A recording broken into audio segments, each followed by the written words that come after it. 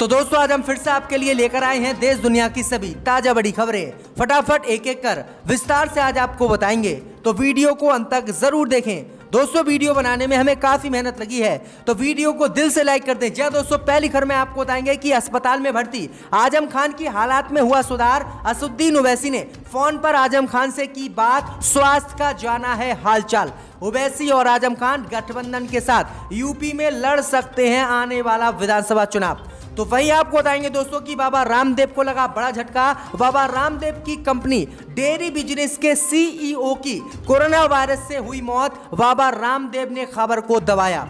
तो वहीं आपको बताएंगे दोस्तों कि कृषि कानून को लेकर सरकार से बातचीत करने के लिए किसान हुए तैयार। राकेश टिकैत ने रखी है कृषि कानून रद्द करने की शर्त। तो वहीं आपको बताएंगे दोस्तों कि बिहार सरकार ने आदेश किया जारी, लॉकडाउन में बिहार के मंत्रियों के घूमने पर लगाई रोक। तो वहीं आपको बताएंगे दोस्तों कि पंजाब सरकार ने किसानों से की अपील, कहा पटियाला में अपना धरना करे खत्म। पटियाला में अपना धरना करे खत्म, आपकी वजह से बढ़ रहा है पंजाब में कोरोना। तो वही आपको बताएंगे दोस्तों कि सऊदी अरब ने पूरी दुनिया से 60,000 यात्रियों को हज करने की दी इजाजत। अब पूरी दुनिया से सिर्फ 60,000 लोग ही कर सकेंगे इस साल हज। तो सभी खबरों को आपको बताएंगे दोस्तों, वीडियो को लाइक कर दें। इसी बीच बढ़ते दोस्तों अगली खबर की ओर। तो अस्पताल में भर्ती आजम खान की तबीयत में हुआ सुधार। ओवैसी ने आजम खान से फोन पर की है बात, स्वास्थ्य का जाना है हालचाल। जी दोस्तों, आपको बता दें कि समाजवादी पार्टी के वरिष्ठ नेता और सपा सांसद आजम खान की पिछले दिनों कोरोना वायरस से तबीयत खराब हो गई थी, जिसके चलते सीतापुर जेल से आजम खान को प्रशासन ने मैदांता अस्पताल नखलो में भर्ती कराया था। लेकिन वहां पर भी उनकी स्थिति खराब थी, जिसके चलते उन्हें वेंटिलेटर पर रखा गया था। लेकिन आज आजम खान की तबीयत को लेकर बड़ा अपडेट आ रहा है। अब आजम खान की हालात में सुधार है और आजम खान को प्रत्येक 2 लीटर की दर से 1 मिनट में ऑक्सीजन की जरूरत पड़ रही है। भाई आपको बता दें कि इसी बीच असुद्दीन ओवैसी ने आजम खान से फोन पर बात की है।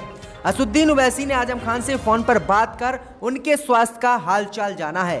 जी दोस्तों, आपको बता दें कि असुद्दीन ओवैसी अब काफी आजम खान के करीब उत्तर प्रदेश में आने लगे हैं, क्योंकि असुद्दीन ओवैसी की पार्टी एआईएमएम उत्तर प्रदेश में आगामी विधानसभा चुनाव में उतरने वाली है। इसी को लेकर ओवैसी आजम खान को अपने पाले में करने वाले हैं और आज ओवैसी ने आजम खान से फोन पर बातचीत की है और उनके जल्द स्वास्थ्य होने की कामना भी ओवैसी ने की है। तो ये बड़ी अपडेट आ रही दोस्तों उत्तर प्रदेश से। इसी बीच बढ़ते दोस्तों अगली खबर की ओर। तो बाबा रामदेव को लगा बड़ा झटका। बाबा रामदेव की डेयरी कंपनी के सीईओ सुनील बंसल की कोरोना से मौत। जी दोस्तों, आपको बता दें बड़ी खबर सामने निकल कर आई दोस्तों कि कोरोना वायरस से बाबा रामदेव को आज बड़ा झटका लगा है। बाबा रामदेव के बिजनेसमैन के एक प्रमुख शख्स सुनील बंसल की कोरोना से आज मौत हो गई है। वे बाबा रामदेव के डेयरी बिजनेस के प्रमुख यानी सीईओ थे। उनकी मौत 19 मई को हुई थी, लेकिन बाबा रामदेव ने उनकी मौत को छुपा लिया था। लेकिन आज उनकी जानकारी बाहर आई है और 57 वर्षीय सुनील बंसल की कोरोना से मौत हो गई है। क्योंकि आपको बता दें कि बाबा रामदेव ने एक दवा लॉन्च की थी जिसका नाम कोरोनिल रखा था और बाबा रामदेव ने दावा किया था कि इस दवा के सेवन से कोरोना वायरस बिल्कुल खत्म हो जाएगा। इसी को लेकर बाबा रामदेव की बदनामी ना हो और कंपनी का नाम खराब ना हो, इसलिए बाबा रामदेव ने अपनी डेयरी बिजनेस के सीईओ की कोरोना की मौत को छुपाया था।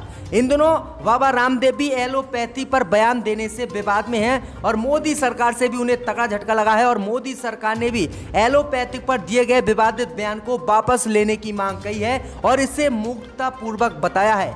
जिसके बाद बाबा रामदेव को मोदी सरकार ने पत्र भी लिखा है और इस पत्र के बाद आज बाबा रामदेव ने एलोपैथिक के जो डॉक्टर हैं, वैज्ञानिक हैं, उनसे माफी मांग ली है और अपना बयान वापस ले लिया है। तो बाबा रामदेव को ये 2 झटके लगे हैं। इसी बीच बढ़ते दोस्तों अगली खबर की ओर। तो कृषि कानून पर मोदी से बातचीत करने के लिए किसान हुए तैयार। राकेश टिकैत ने रखी हैं 3 शर्तें। जी दोस्तों, आपको बता दें कि भारतीय किसान यूनियन के नेता राकेश टिकैत ने एक बार फिर से सरकार से बातचीत करने की बात दोहराई है। राकेश टिकैत का कहना है कि किसान संगठन केंद्र के साथ बातचीत फिर से शुरू करने को तैयार है, लेकिन यह बातचीत नए कृषि कानून को वापस लेने पर ही होनी चाहिए। जी दोस्तों, आपको बता दें कि आगे राकेश टिकैत ने कहा है कि मांगे पूरी होने से पहले किसानों के प्रदर्शन स्थल हटने का कोई सवाल ही पैदा नहीं होता है।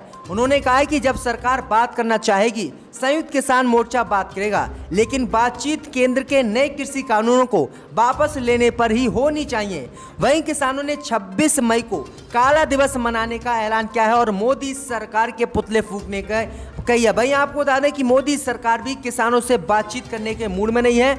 मोदी सरकार ने साफ कह दिया है कि पहले किसान हमारे सामने विकल्प रखें, उसके बाद ही हम इस पर बात करेंगे, अन्यथा हम बात नहीं करेंगे। लेकिन किसानों ने कहा है कि बात हम सरकार से तभी करेंगे जब किसानों के तीनों नए कृषि कानूनों को मोदी सरकार रद्द कर दे और नए तरीके से कृषि कानून बनाए। इसी बीच बढ़ते दोस्तों अगली खबर की ओर, तो बिहार सरकार का नया आदेश जारी, लॉकडाउन में मंत्रियों के घूमने पर लगाई रोक। जी हां दोस्तों, आपको बता दें कि बिहार में कोरोना संक्रमण की रोकथाम के लिए लॉकडाउन लागू है।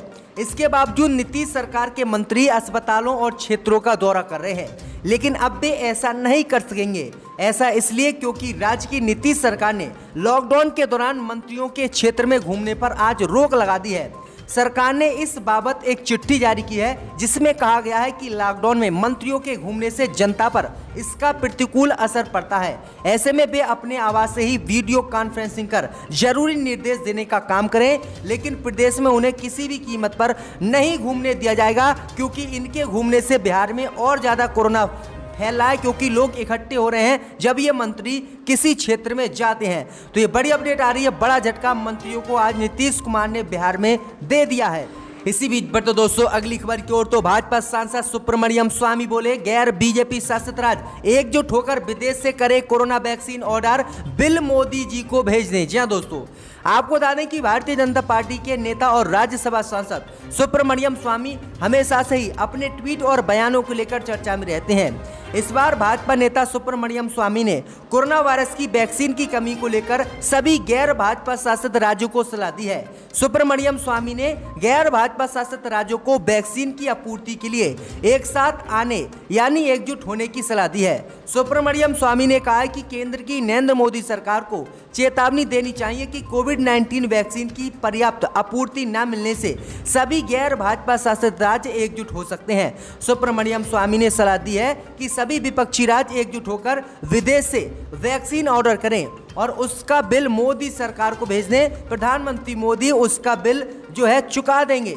दरअसल आपको बता दें कि भाजपा शासित राज्य तथा गैर भाजपा शासित राज्यों में इस समय कोरोना वैक्सीन की किल्लत चल रही है, जिसके चलते कई भी वैक्सीन सेंटर कई राज्य की सरकारों ने बंद किए हैं और इसी को लेकर सुब्रमण्यम स्वामी ने प्रधानमंत्री मोदी पर वैक्सीन को लेकर ही आज हमला बोल दिया है। इसी बीच बढ़ते दोस्तों अगली खबर की ओर, तो यूपी में कोरोना वायरस से हुई शिक्षकों की मौत को लेकर प्रियंका गांधी ने योगी पर बोला हमला, 1 करोड़ मुआवजे की है मांग। जी हां दोस्तों, आपको बता दें कि उत्तर प्रदेश में हुए पंचायत चुनाव के दौरान ड्यूटी पर तैनात रहे शिक्षकों और कर्मियों की कोरोना वायरस से मौत हुई। अब इसको लेकर प्रियंका गांधी ने योगी सरकार को घेरा है और बड़ा हमला बोला है।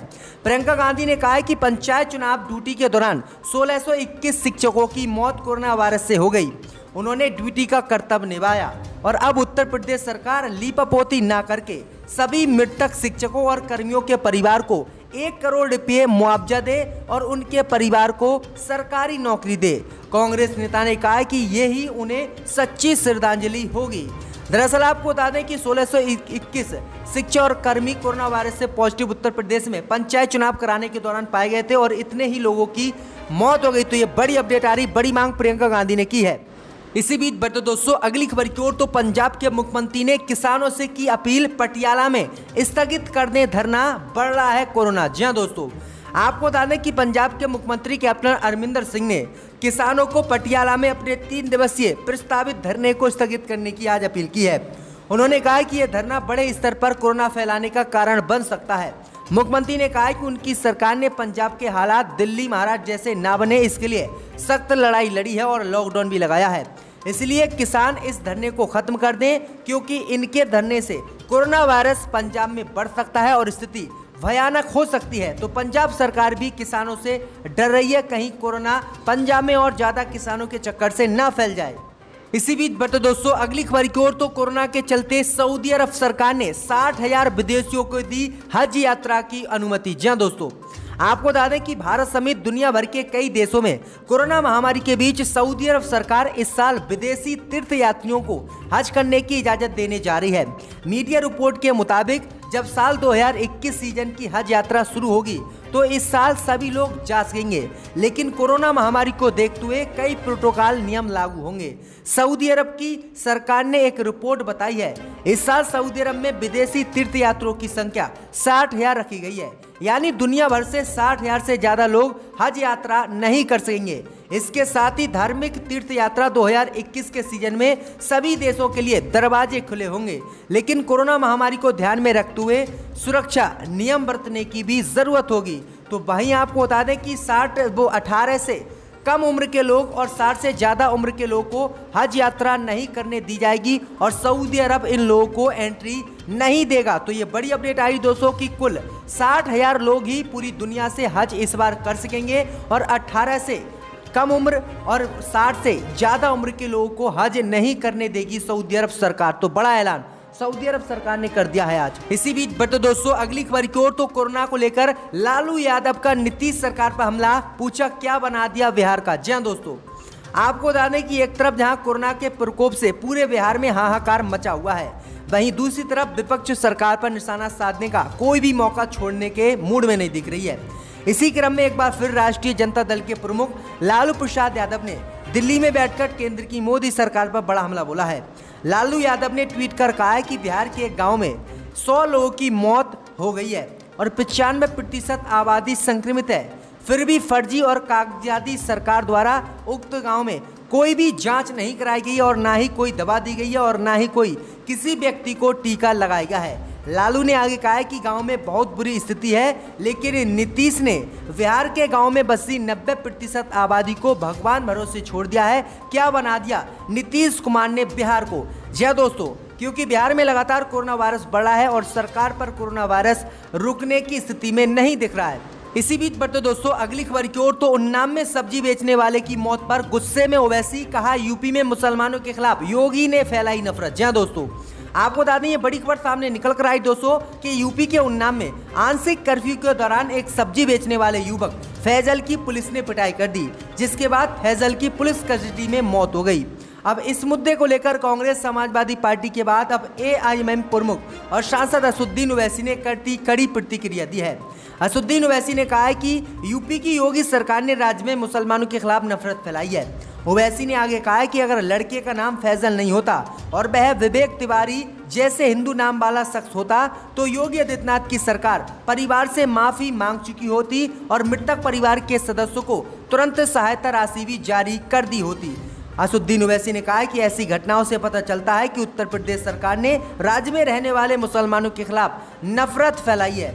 असदुद्दीन ओवैसी ने कहा है कि पुलिस जांच करे इस मामले की और जिन जिन लोगों ने इसकी मौत के जिम्मेदार हैं उनको जेल में डाले और उन्हें सजा दे। तो ये बड़ी अपडेट आ रही दोस्तों। इसी बीच बढ़ते दोस्तों अगली खबर की ओर, तो भारत में कोरोना की आने वाली है तीसरी लहर, अगस्त से अक्टूबर तक आने की है संभावना। जी हां दोस्तों, आपको बता दें कि भारत में इस समय कोरोना की दूसरी लहर चल रही है और दूसरी लहर ने ही पूरे भारत को परेशान कर रखा है। इस बीच खबर सामने निकल कर आई दोस्तों कि अगस्त से अक्टूबर तक कोरोना की तीसरी लहर भारत में आ सकती है और तीसरी लहर में सबसे ज्यादा नुकसान 1 से 20 की उम्र वाले लोगों को भारत में होने वाला है और इस तीसरी लहर से सबसे ज्यादा खतरा भारत को होने वाला है। और मोदी सरकार ने इसकी स्थिति को रोकने के लिए अब एक समिति भी गठन कर दी है जो लगातार तीसरी लहर को लेकर लोगों को जो है जागरूक करेगी और कोरोना वायरस से बचाएगी। तो ये बड़ी अपडेट आई दोस्तों कि अगस्त से अक्टूबर के बीच में कोरोना की तीसरी लहर भारत में दस्तक देने वाली है।